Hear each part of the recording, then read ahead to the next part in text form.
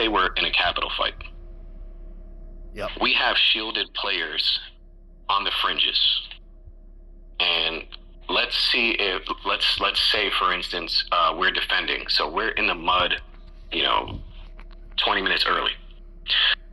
If we have our bases filled with garrisons, as soon as one of their bigs comes, we don't have to wait for them to march all through the mud, those shielded players that are on the fringes. Right. We don't have to wait for them to march all the way to the mud in order to get there for a rally. They're already there. That's what they were doing to me last week. I'm like, how the fuck did these guys, they were bouncing off. So I was seeing the fire trail of them going all the way through the mud back to the fringes of the map. And I'm like, man, how did they run the rally that fast? And then I saw them coming back for a garrison, and then they would put a rally together once the garrisons were all there. And I'm like, oh, that's how they're doing it.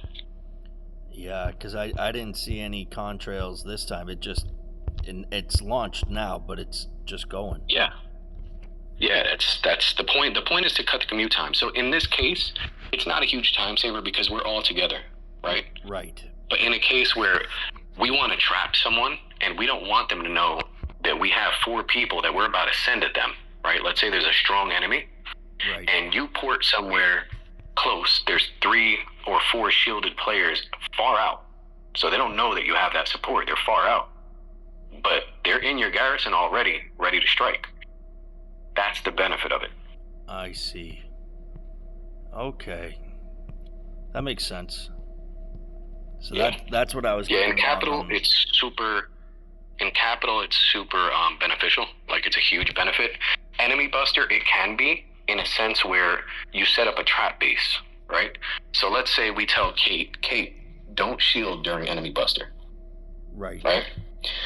And we have 4 marches in there. So if they attack, they're gonna bounce. Let's say we have me, you, Great, Doc, and Bob. Yep.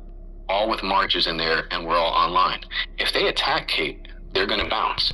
And as soon as they bounce, we launch a rally on them, full go to attack them and light them up even more. Interesting.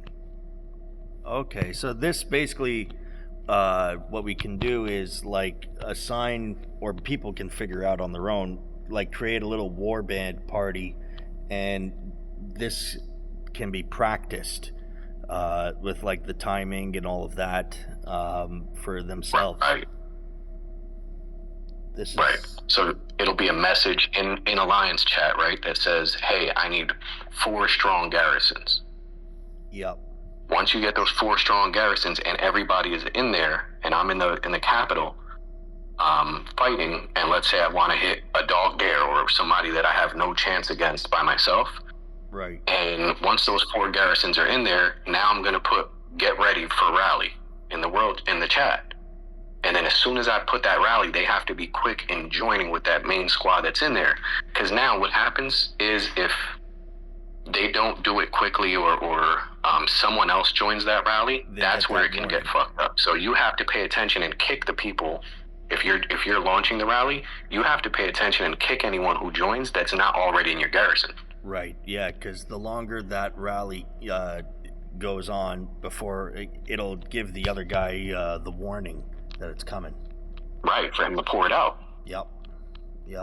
That's why I didn't even have a chance to pour it out, was because I didn't get that notification.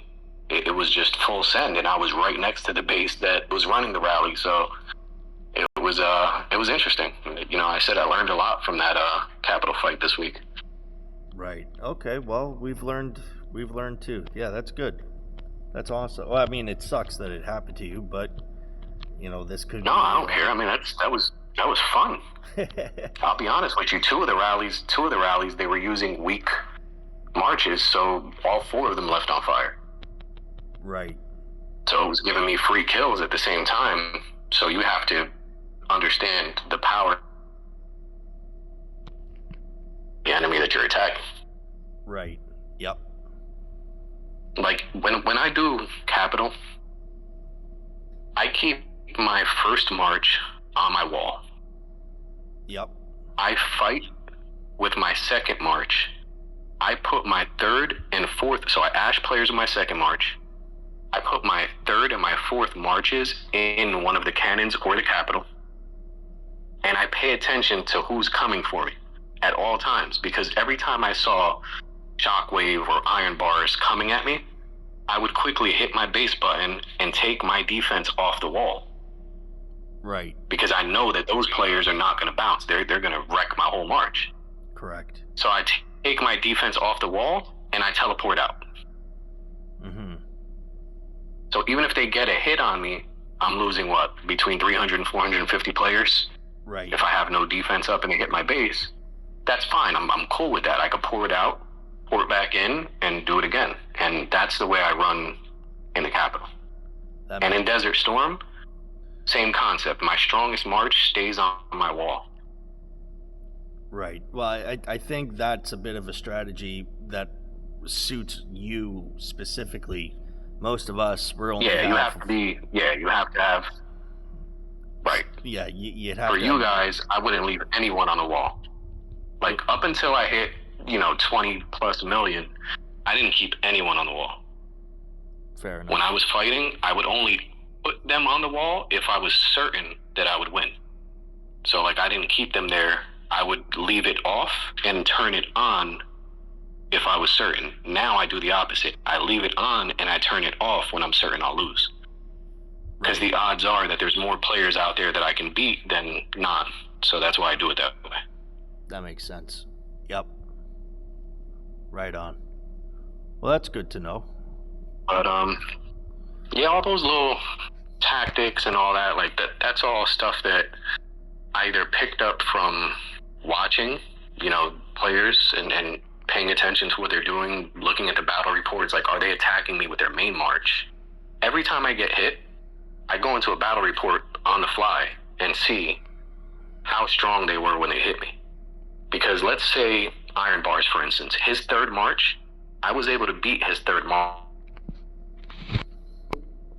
It was with his third march, which was his tank march. He was running air as his first, strongest, missile as his second, and tank as...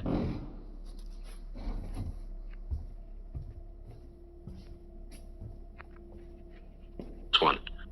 I would leave my defense on the wall. You cut out for about 10 seconds. My apologies. Sorry. No, it's okay. It's not I don't know where I lost you, but...